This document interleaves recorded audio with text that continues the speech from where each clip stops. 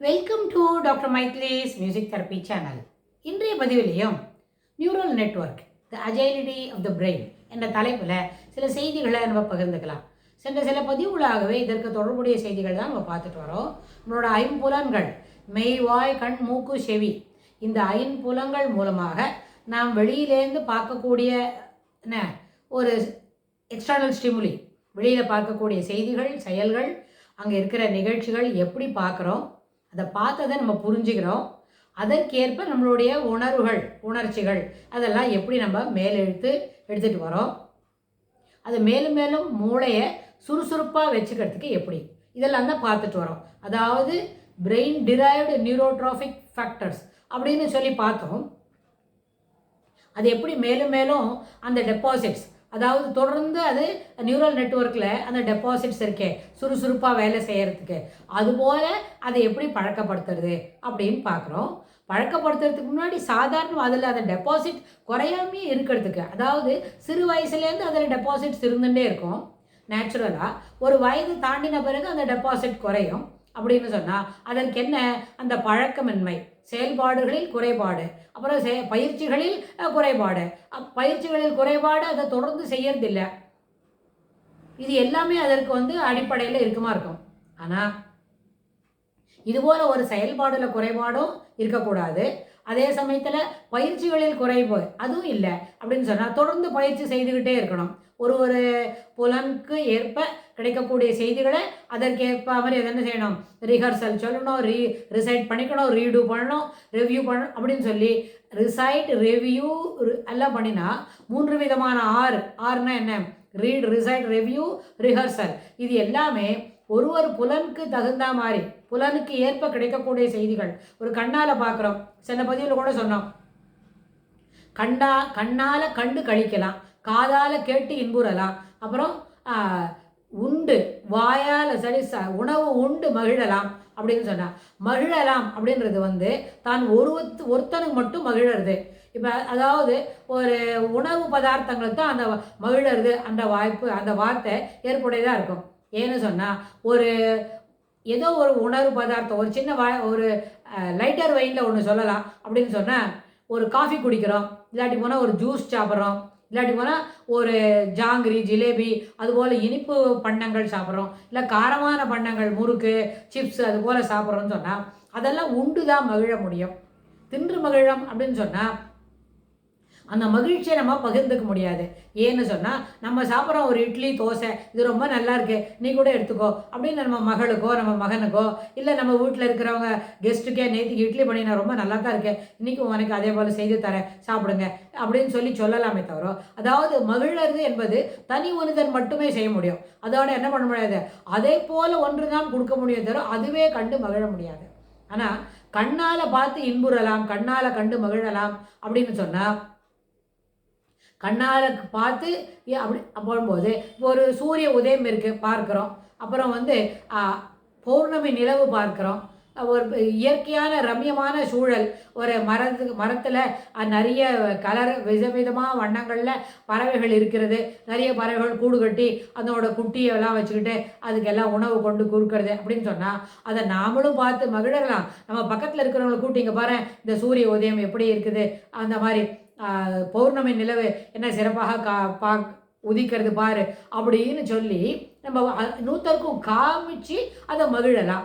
அதே மாதிரி செவியில் கேட்டு இன்புறலாம் அப்படின்னு சொன்னால், கேட்டு நல்லா இருக்குது பாட்டு, ஒரு பெரிய கச்சேரிக்கு போகிறோம், ஒரு இசை பர்ஃபார்மன்ஸுக்கு போயிட்டு போகிறோம், அந்த கச்சேரியில் கேட்கும்பொழுது அந்த கேட்குற பாடல்கள் ரொம்ப நல்லா இருக்குது. ஒரு கச்சேரியில் பாடுறவரும் கேட்குறவங்க ஒருத்தர் தான் இருப்பாங்களா? மினிமம் ஒரு கச்சேரியில் என்ன இருப்பாங்க, 500லேருந்து 1000 பேர் இருப்பாங்க. ஒரு சீசனில் நடக்கிற ஒரு ஸ்டால்வார்ட்டோட கச்சேரிக்கு சாதாரணமாக பேஜர்களுக்கு 25 பேர் தான் இருப்பாங்க.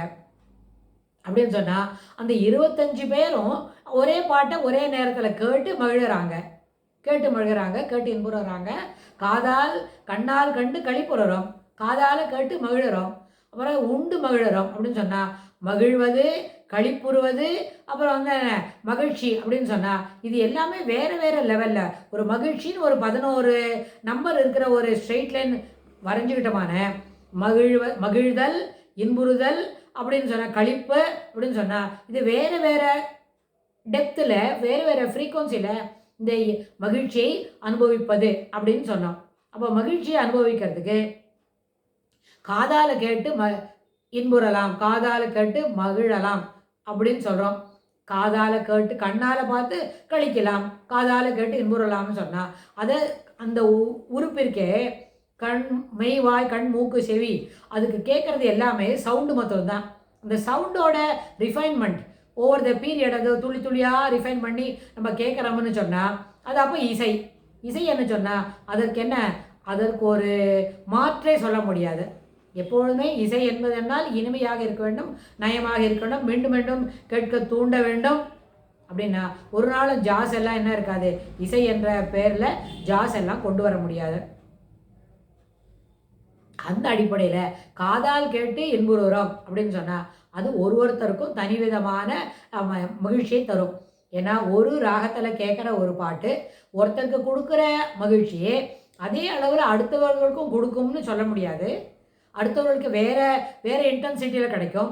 இவங்களுக்கே இன்னும் ஒரு நேரத்தில் மறுபடியும் மீண்டும் அதே போல் கேட்கும்போது அந்த இன்டென்சிட்டி ஆஃப் என்ஜாய்மெண்ட் இருக்கே அது நிச்சயமாக மாறுபடும். அதனால் நியூரோட்ராஃபிக் ஃபங்க்ஷன்ஸை, அதாவது ஒரு இதுலேயும் பிரெயின் டெபாசிட்ஸ் எப்படி இருக்குது, அதை எப்படி நம்ம மேலும் மேலும் வளர்த்துக்கிறோம்னு சொன்னால் தொடர்ந்து அதில் பழக்கப்படுத்திக்கணும்.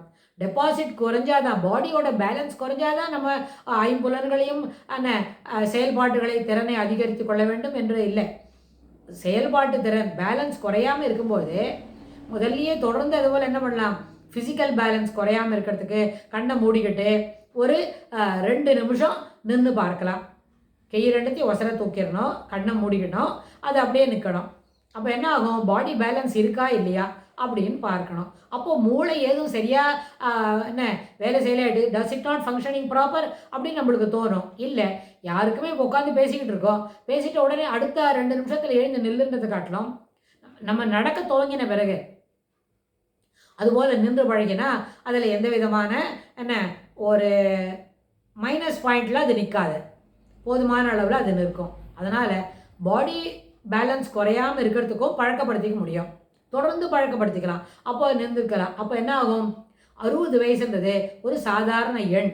அந்த 60 வயசு தாண்டிட்டோம், அதனால் நம்மளுக்கு இந்த பேலன்ஸ்லாம் குறைஞ்சிரும், இனிமேல் நம்மளால் வேகமாக செய்ய முடியாது, அந்த நியூரோட்ராஃபிக் ஃபங்க்ஷன்ஸ் எல்லாம் குறையும் அப்படின்னு சொன்னால் வங்கி கணக்கில் போதுமான அளவுக்கு பணம் இருந்தால் தான் எப்படி வித்ட்ரா பண்ண முடியும்ன்றது ஒரு சாதாரண காமன் சென்ஸ் பிலீஃபோ, அது போலவே நியூரல் நெட்வொர்க்கில் இருக்கக்கூடிய பேலன்ஸ் என்ன, நம்மளோட பயிற்சி முறைகள், செயல்பாட்டு திறன், மனதில் இருக்கக்கூடிய ஒரு தெளிவான எண்ண ஓட்டம். அந்த தெளிவான எண்ண ஓட்டம் என்ன சொன்னால், இன்னி போதுக்கு நம்மளுக்கு நிறைய நேரம் மொபைல் பார்த்துட்டோம், நிறைய இந்த ரீல்ஸ் எல்லாம் பார்த்துட்டோம், டைம் அப்படி மொனாட்டனஸாக ஒரே வேலையை பார்த்து நிறுத்திட்டோம். ஸோ நம்ம என்ன செய்யலாம், கொஞ்சம் நேரம் பிரிஸ்காக வேலை செய்யலாம்.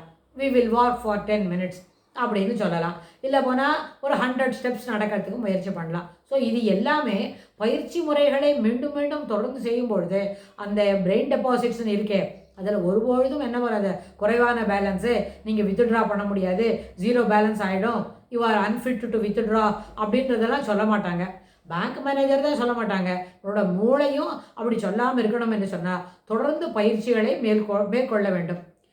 பயிற்சி என்பது தொடர்ந்து செய்ய வேண்டிய ஒன்று. எப்படி ஒரு நாள் பொழுதில் காலையில் என்ன பண்ணுறோம், காலை கடன்களை முறிக்கிறோம், தொடர்ந்து சில செயல்களை செய்கிறோம் அப்படின்னா அது எப்படி அன்றாட வாழ்வுக்கு அந்த ரொட்டீன்ஸ் அத்தியாவசியமோ அதுபோல் மூளைக்கும் பயிற்சி முறைகள் அத்தியாவசியம் அப்படின்னு சொல்லி இந்த பதிவை நம்ம நிறைவு செய்கிறோம். இதுக்கு தொடர்புடைய செய்திகளை வரப்போகிற பகுதிகளெல்லாம் பார்க்கலாம். தேங்க்ஸ் ஃபார் வாட்சிங்.